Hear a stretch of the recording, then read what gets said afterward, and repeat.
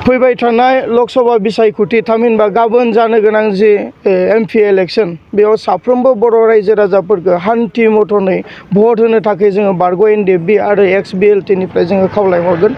दिनै बिभिन्न जायगाफ्राव जोङो थांस' हायाखै, जोंनि साननाय हनायफोरखौ बिभिन्न बर' गामिफ्राव जोङो फोरमायहैजोबनो हायाखै।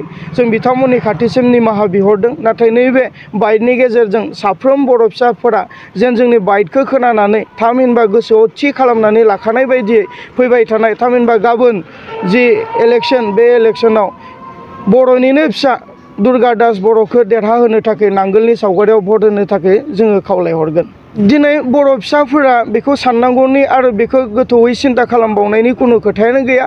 देग्लाय जोङो सासे बर' केन्डिडेट मोन्दों आरो सा ओनसोलनि सिना जाना सासे बेक्तिखौ मोन्दों। बेनि थाखाय साफ्रोमबो बर' रायजो राजाफ्रा नांगोलनि सावगारियावनो भट होगोन जोंहा बेखौ मिजिं थिदों। बेराफारसेथिं गोबां इस्युफोर दङ जेरावनोखि जोङो सुक्ति खालामबाय, सुक्ति खालामखांनायनि उनाव गासैबो हाथियारखौ जोङो सरकारनो गथायनानै सारेन्डार जाबाय। BLT आबो BTC सुक्ति खालामखांनायनि उनाव आखायाव लानाय हाथियारखौ सरकारनो गथायनानै सारेन्डार जाबाय। नाथाय BTR सुक्तिखौ जों NDFB हारसिं खालामाखैमोन, बेयाव एबसुआबो दंफायोमोन। दिनैनि तारिखाव सोंलु ओंखारो एबसुआ माखो सरकारनो गथायनानै सारेन्डार जाखो आरो बियो रायजो राजाफ्रा बुजिनो आद्रा गैलिया। जोंनि लाम थानाय हा हुखौ सरकारनो गथायनानै एबसुआ सारेन्डार जादों, थामहिनबा प्रमद बर'आ सारेन्डार जादों, जायनि थाखाय जोंनिफ्राय दिनै 100 आरो 30 हाफोरनि थाखाय खाजोनाखौ लाया।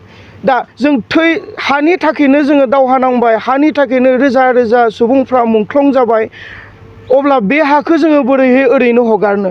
बिनि थाखायनो जोंनि हा रैखाथिनि थाखाय बयबो बर' रायजो राजाफ्रा दुर्गा दास बर'नो नांगोलनि सावगारियाव भट होगोन। बेराफारसेथिं जोंहा जि समस्याफोर दङ, NDFBनि जि समस्याफोर दङ, बे गासै समस्याफोरखौ मावलांनायाव सासे बर' केन्डिडेटआ थामहिनबा सासे बर' MPआसो जोंखौ गोसो होनानै मावगोन। मानो होनना बुङोबा दिलीप सयकिया थामहिनबा NDAनि बिजाथि दिलीप सयकिया थांनाय 5 बोसोर सिगांनिफ्रायनो जोंनि ओनसोलनि बिथाङा सासे MP खामोन। मावोब्ला बे 5 बोसोरावनो बिथाङा गोसो होनानै मावगौमोन। नाथाय जोंनि समस्याखौ अबेबा जें जाबोर बायदियै गारनानै दोननायखौसो जों नुबोबाय। बिथांमोननि जों जेबो एक इंसिनिबो सहाय आरो हेफाजाब मदद मोनबोआखै। बिनि थाखाय जोंहा बुजिनो आद्रा गैला आरो बर' रायजो राजाफ्राबो बुजिनो आद्रा गैलिया।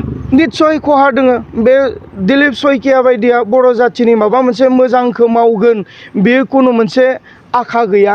दिनै बिभिन्न बुंदोंब्लाबो खुगादों बुंदोंब्लाबो माहाबा निउस मिडियायाव बिभिन्न दल संगठनफोरा बुंदोंब्लाबो नाथाय सिङाव बिथांमोना नांगोलनि सावगारियाव भट होनानै बर'नि फिसा दुर्गा दास बर'खौनो देरहाहोनो थाखाय रेडि जानानै दङ।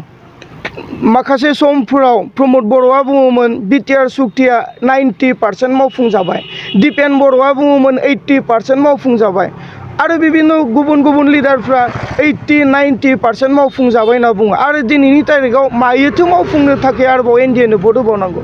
बिथांमोननि बुंनाय बायदिब्ला निउस मिडियायाव बुंनाय बायदिब्ला थांनाय समफोराव बिथांमोना बुंखाबाय जे 80-90% BTR सुक्तिनि दफाफ्रा इमप्लिमेन्ट जाबाय होननानै बुंनायखौ जों नुबोबाय थादों। आरोबाव माखौथो इमप्लिमेन्ट खालामबावनो नांगौ? इमप्लिमेन्ट जायाखै होनना बुङोबा जेलाव थानायफोराल'सो गवाखै।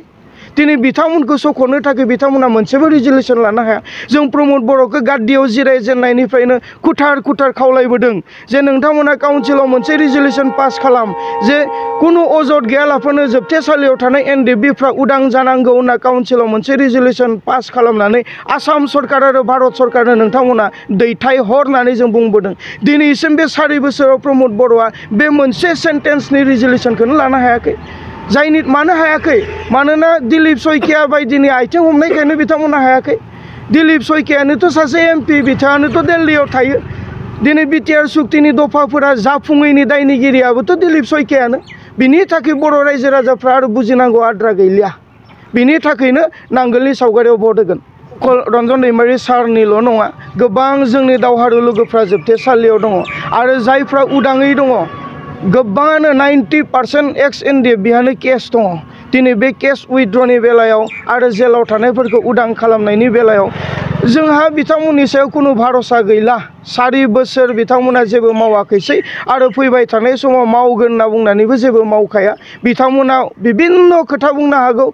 सिगांफोराव बुंदोंमोन न'खर न'खर साख्रि होगोन बेबो जायाखिसै दिनैनि तारिखाव आइजोफोरखौ थगायदों अरुनदय होगोन माबा माबि होगोन दा दिनै बिथांमोनखौ बुजिनो आद्रा गैला प्रमद बर' थामहिनबा NDA जों लोब्बा थानाय गासैबो राजनितिक दल संगठनफ्रा मिसुलिया बेखौ गासैबो जनजातिफ्रा बुजिखाबाय बिनि थाखाय आरोबाव फिन बुंबावनांगौ आं सानाखै बे रन्जन दैमारि सारनि बेलायाव पलिटिक्सनि बेलायाव आं जेबो बुंनो हाया बिनि बाथ्राखौ बिथांनियावनो सोंनांगोन आंनि साननाय हनायथिंनिफ्राय जेबो आं बुंनो हानाय नङा गाबोन जिथु MP इलेक्सन जानो गोनां दङ बे MP इलेक्सनाव जोंनि XBLT वेलफेयार ससाइटिनिफ्रायबो जों रायजो राजानिसिम बेखौनो खावलायदों जे जोंनि बर'निनो सासे बिजाथि दुर्गादास बर'नो नांगोलनि सावगारियाव साफ्रोम रायजो राजाफोरखौ भट होनानै बिथांखौनो देरहासार खालामनो थाखाय जोंनिफ्रायबो खावलायनाय जाबाय।